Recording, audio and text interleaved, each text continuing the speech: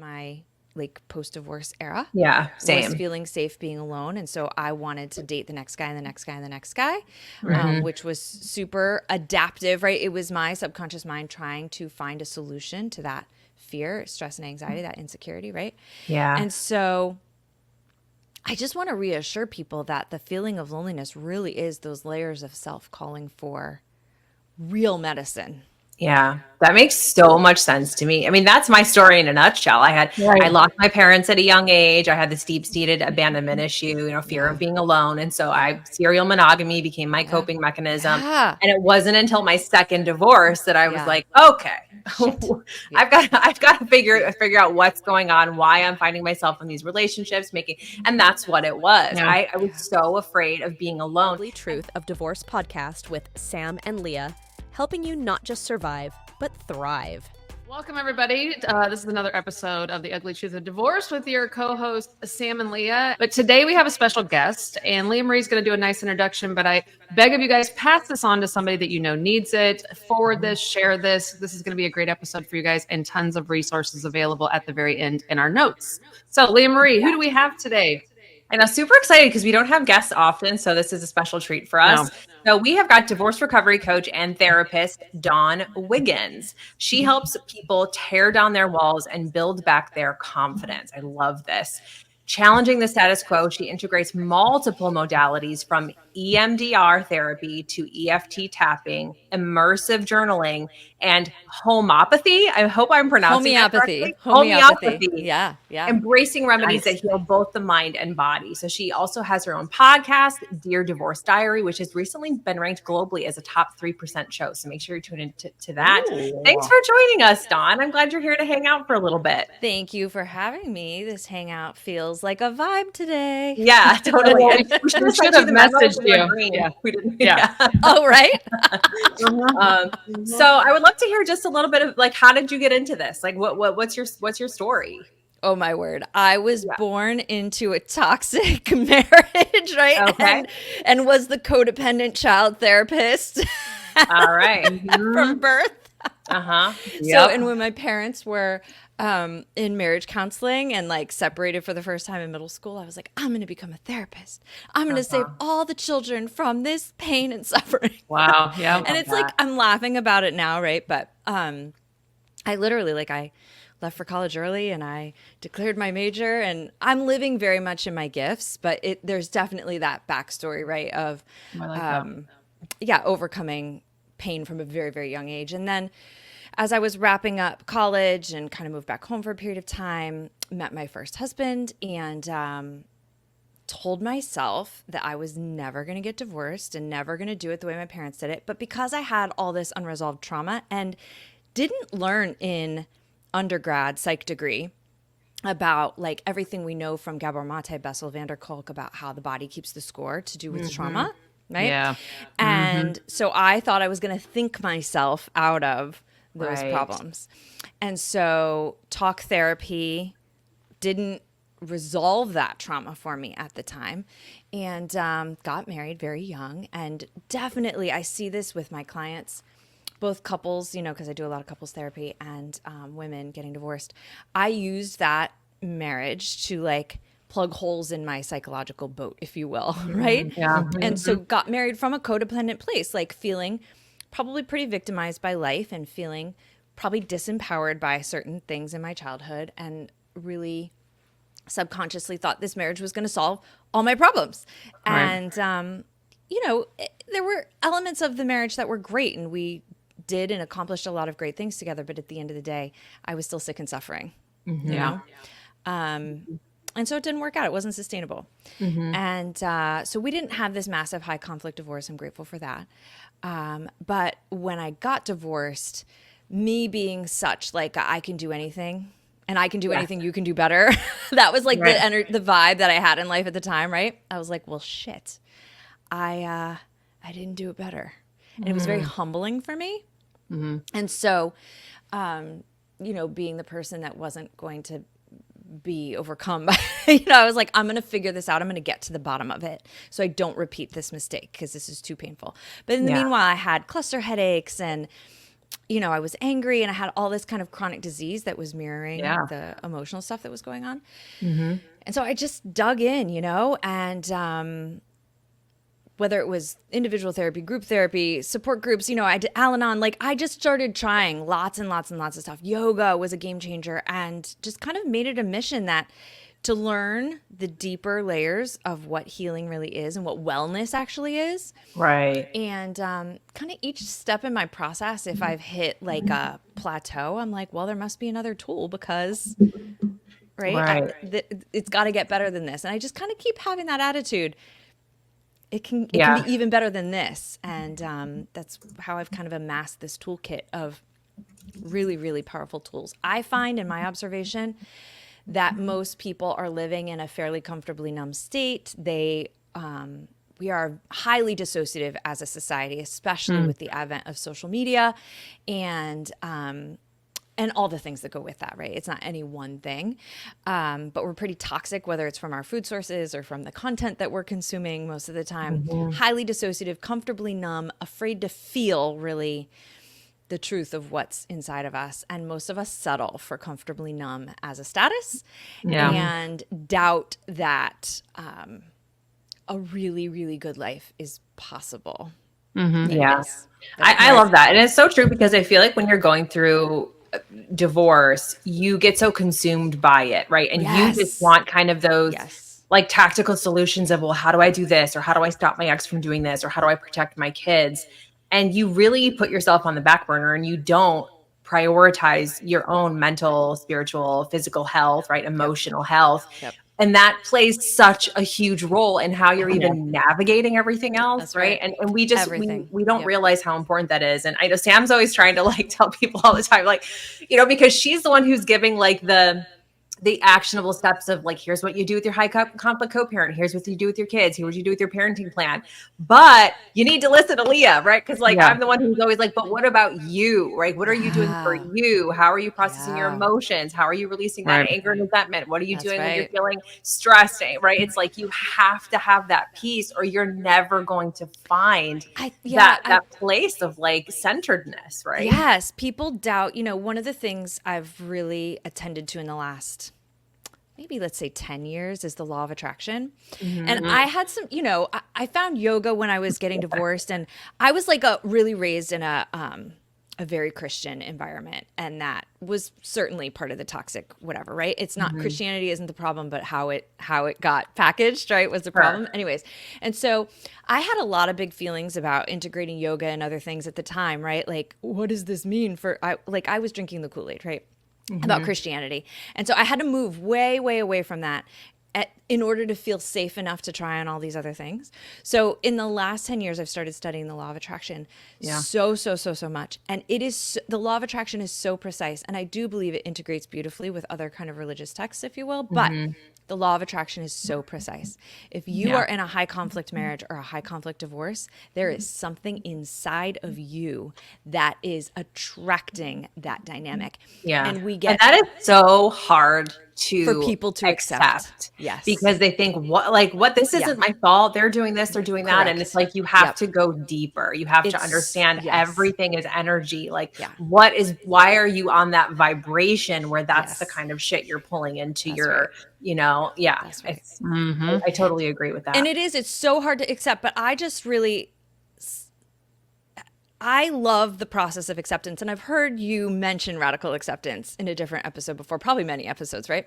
But once you can accept something is true, then it's a lot easier to get busy employing it. You know what I mean? I would much rather say like, okay, if the law of attraction is that precise, I'd rather get to the bottom of learning this. And then I find it to be very empowering, actually. I think it's intimidating for people, this idea that, am I doing this to myself?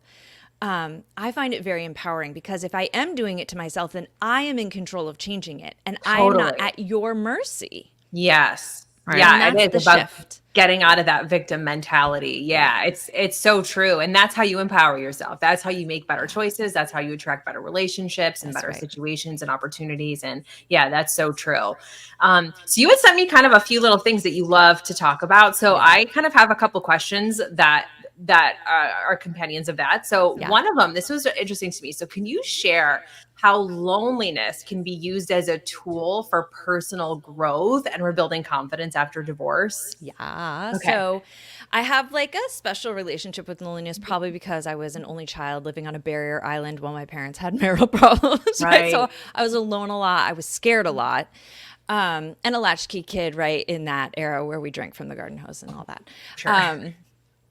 But what I have learned as kind of an integrative therapist, right, is that when we look at the nervous system and the subconscious mind and its role in the emotion of loneliness, is that the emotion of loneliness really has a signal built in that some part of you feels unsafe in your aloneness. Right. So there's some subconscious belief that I'm not safe, or the nervous system perceives some threat in the aloneness. Interesting. Because in theory, aloneness, especially when you're a mom or, just juggling all the things, right? Overstimulated in the way we are in our current society, aloneness would feel really nourishing, really rejuvenating, but most people don't feel that way. They feel lonely.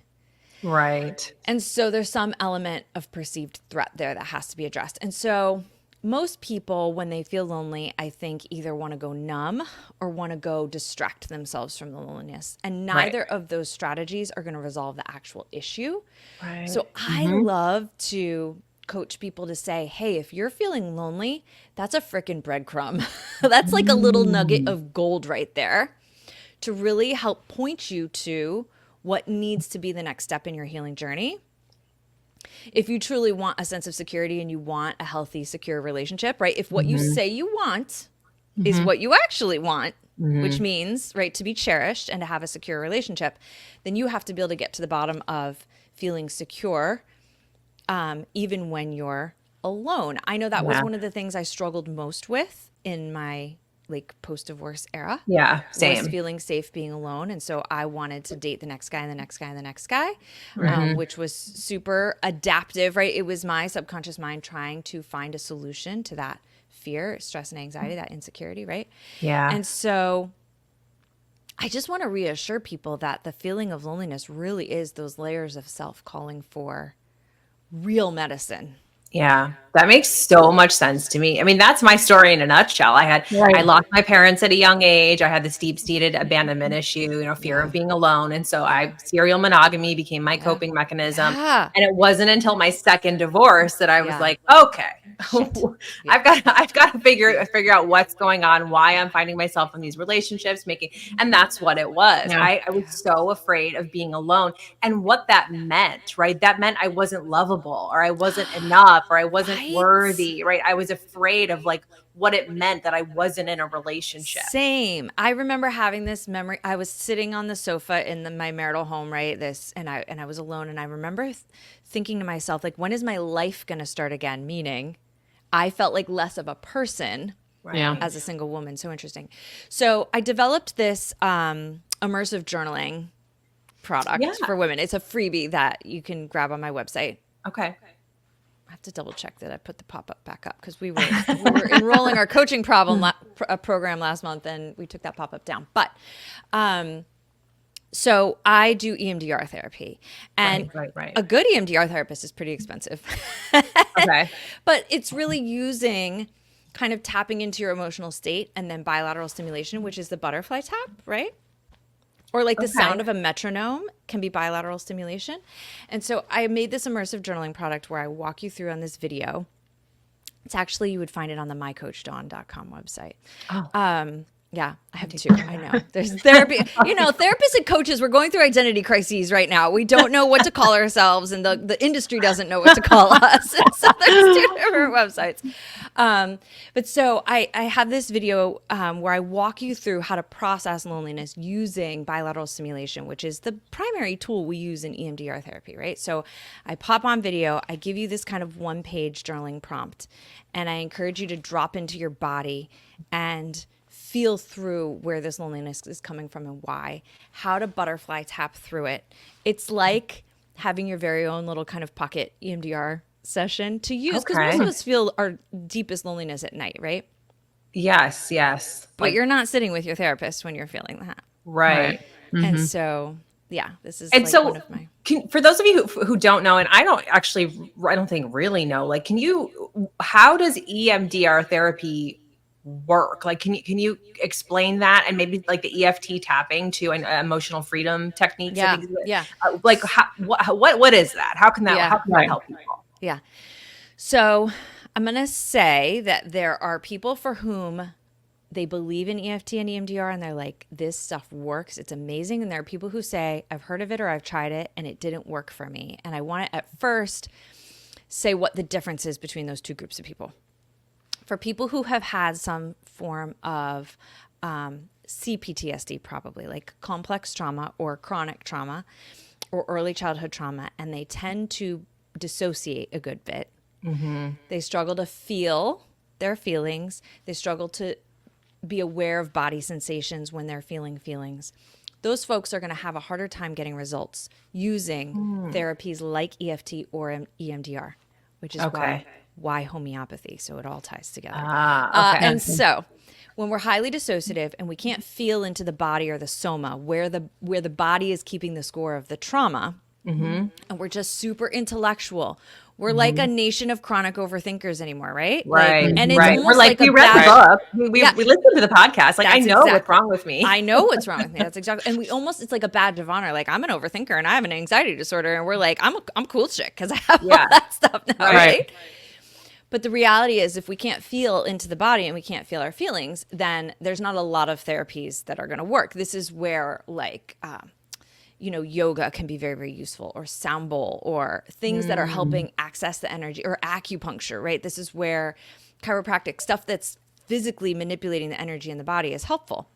So EMDR therapy helps you, kind of target painful experiences that you've had in your life. Okay. And acknowledges that certain painful experiences are going to be grouped together in your memory networks. Right. So for you, Leah, to say like, oh, I lost my parents at a young age, there was this abandonment stuff. And then I could take a guess that in both of your marriages, there were elements of abandonment, whether it was literal through infidelity and betrayal, or emotional betrayal, or abandonment. Right. Or they just left, that those things existed together in a memory network. And so when we access that memory network and we can identify what that body sensation is that goes with abandonment. Where do you feel abandonment in your body? And then we can also identify what the negative belief is, which you already alluded to. I'm not good enough. I wasn't worth it. There's something wrong with me. Right. We can put all that in a tiny little package, and then we add bilateral stimulation. And what it does is it helps the mind open itself to new healthy beliefs, thoughts, and ideas. So cool. Oh, I'm not a little kid anymore. Oh, I grew up. Oh, I have this wisdom of experience. Oh, I read that book. It's like all the things that you read and learned and kind of knew can integrate. So it's crazy. EMDR stands for eye movement desensitization and reprocessing. We've learned that you don't just have to use eye movement, like in REM sleep where your eyes are going back and forth. That's you processing unprocessed content from your day. So the original kind of modality was using eye movement, but we know now that two-sided, anything going left, right. So running, walking, tapping, these things can all kind of access that, right? When we put it in this tidy little package and feel into the body, it desensitizes the old stuff and reprocesses, pulling in the new information. And so then we also go through a phase where we're grabbing positive thoughts like, I am good enough. Actually, I did learn from that. Actually, I can be myself. It is safe to feel my feelings. And then we install, those positive beliefs. And now we've changed our vibrational set point. Okay. Yeah, we talk about like how affirmations can be a really powerful way to start. Obviously, there are some people who need a little bit more help, a little bit more in depth. But those are things that actually really helped me, and it helped me rewire those.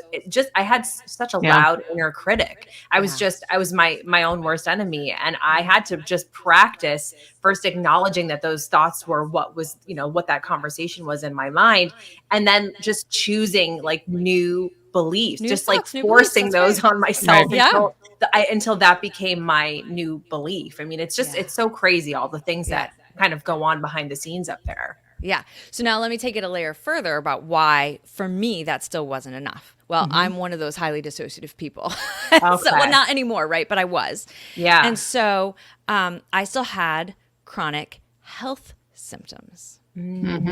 So the body was designed to heal itself.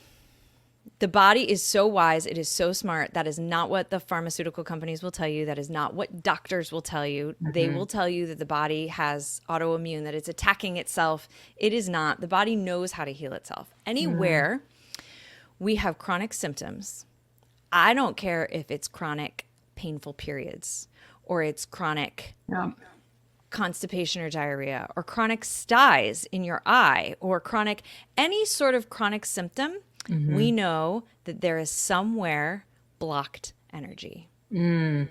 So how do you find that? How do you unblock that? How do you unblock that, right? Yeah. And that's where you'll see like there's this kind of rise. I don't know how your Instagram or your For You pages are programmed, right? But mine are like flooded with things like myofascial release and I don't know, all these cool modalities, right? Okay. So there are a lot of ways to unblock energy, whether it's using EFT tapping. So EFT, I didn't unpack that. EFT uses these kind of acupressure, using the Chinese medicine understanding of how energy flows through the body, where we tap on these certain points and we're going to be moving stuck emotional content through the body. You know, we have to metabolize the food that we eat. We have to metabolize the hormones we produce.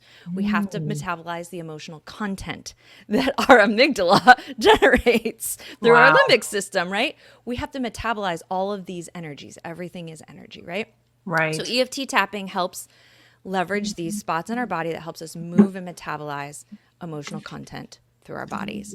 And so I found homeopathy a few years ago because I still had health symptoms. And once I fell in that rabbit hole, I couldn't unsee what I saw. And there's like no turning back, right? So homeopathy, let's say it was discovered about 250 years ago by a man named Samuel Hahnemann. He was like the preeminent doctor of the day. And what preeminent doctoring was 250 years ago, I don't know. I don't, sus probably, right? But he studied in Leipzig and Vienna and whatever. And so they were treating malaria using cinchona bark, the bark of a tree, making some tincture out of this, right? And they were having pretty successful results treating malaria. And so this guy gets a crazy idea. I always tell people to trust their crazy ideas. That's like, your kind of intuition telling you like, hey, you've got some purpose or gift here, tap into it. He gets the idea, well, I don't have malaria. What happens if I eat the cinchona bark? So he eats the cinchona bark, probably too much of it. And he develops the symptoms of malaria. He didn't contract malaria, but there's a match between if a healthy person has a toxic amount of cinchona bark, it like mirrors the symptoms of malaria. And so he gets this aha moment, this like calls to like, this law of similars that the curse is the cure. And so he and his buddies start eating all these different things in nature and recording the symptoms that came when they ate too much of the thing and pairing it with disease profiles. So if you eat too much salt, you're going to become emotionally frozen. And a whole host of, you might have sinus issues, right? So for many women who have grief from their childhood, from long marriages where it was not good for a very long time, many of them need the homeopathic remedy of salt. Now, there's no actual salt in the remedy. They have diluted it so many times. This is where Western medicine just can't get on board. They can't understand, how can you dilute something so many times?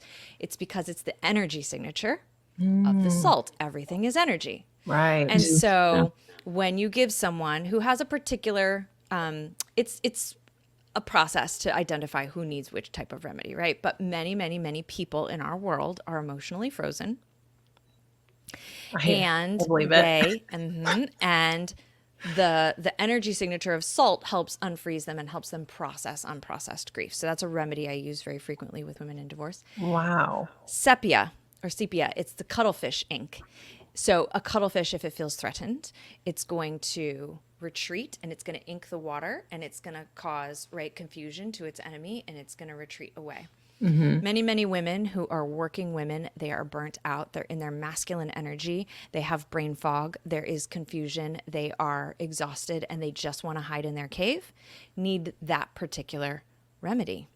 It's That is so powerful. crazy. Yeah, Isn't it? I love this stuff. I could listen to you for hours because I'm so, and we're all about that stuff. We love like the energy, you know, how to move. I mean, there's so much, like Yeah. we would love to even Yeah. learn more, but I know we have to kind of wrap up the episode. So where can listeners find you if they want to learn more, if they want to grab your freebie, if they want to maybe, if you have like consultations that you offer, how can they connect with you? Yes, absolutely. So mycoachdawn.com is my coaching website for divorced women. You can find my podcast there, Dear Divorce Diary. You can find my freebie there.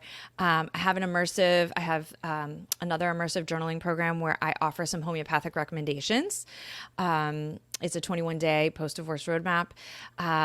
If you want to book a session, Dawn Wiggins Therapy is a great place to stop. I combine all of this in my work with folks at this point, right? So if you're someone who's been doing the healing things, but you still have chronic symptoms, any symptom that's chronic is a sign that there's blocked energy, whether it's a mental, emotional symptom or a physical symptom. And just know that where there's chronic symptoms means that there's relief to be had. And that if you felt like your talk therapy isn't working for you or your doctor isn't listening to you, right? There are solutions.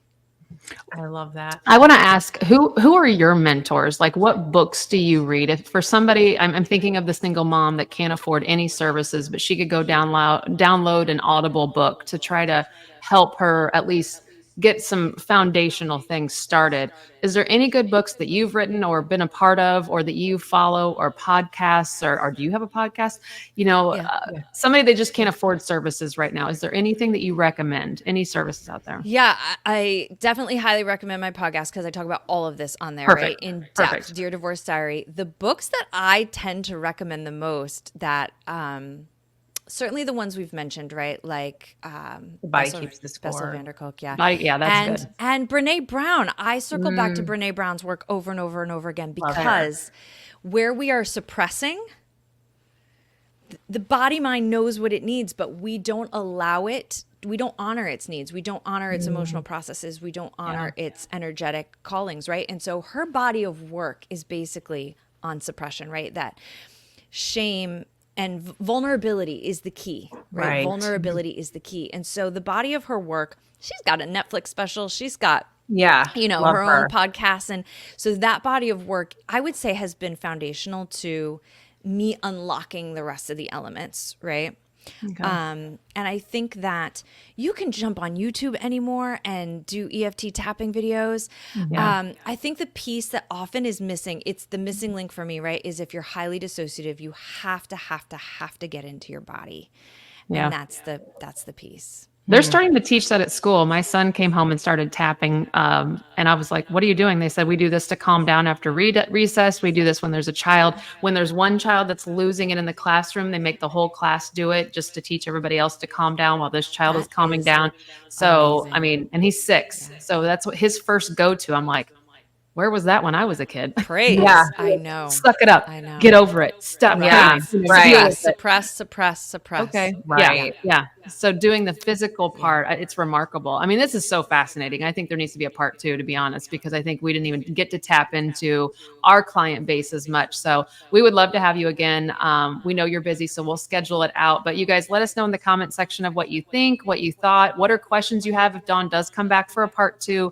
What are things you want to know about? Because I know the comment section is going to blow up after people have watched this. So can I tell people, I have one hot tip that, like, if you want to try one energetic product that is just my favorite go-to these days, I'm going to show you. I have one here. This isn't the one, but it's a Bach flower essence. You can usually pick these up at Whole Foods, or you can get it on Amazon. Okay. This one is Aspen for feeling secure. Not bad, but my favorite one for women who are recovering, this is certainly one, right, is Pine, and it's for self-acceptance. Self-respect is what the bottle says. Okay. But I think that at the core of all of my energetic work that I do with women and I've done by myself is that when we accept ourselves wholly, right? If you've ever done an EFT tapping video, that's what they are saying at the beginning, right? I love, honor, and accept myself. Yeah, right. Self-acceptance is the key of all healing and well-being. So a bottle of this Bach flower essence pine, it's probably going to cost you about $15. You might need a couple bottles, but this will start to shift your energy and unlock things in such a powerful way. That is so cool. You know, somebody told me once, like when I don't remember where I even heard this or who this was, but somebody said, for my insecurities and comparing myself to everyone else all the time, they said, stop comparing yourself to others and start comparing yourself to trees. And I was like, what? Yes. And he's like, well, think about it. Like when you walk into a forest, you just appreciate the forest for what it is. You don't walk up to one tree and go, you know, this one would be a lot prettier if it had that kind of leaves on it. Or if this one had this fruit and this trunk, then it would be such a better tree, right? We don't do that. We just appreciate the trees in the forest for what they are. And we have to kind of try to do that for ourselves too. That's amazing. I love this. Thank you so much, Dawn. This was awesome. We definitely have to have you back because there's a lot more we'd like to dive into. Right. And so you guys, if you have questions, go ahead and throw that in there and we can go back and see it. But thank you for joining us, and we'll see you guys next time.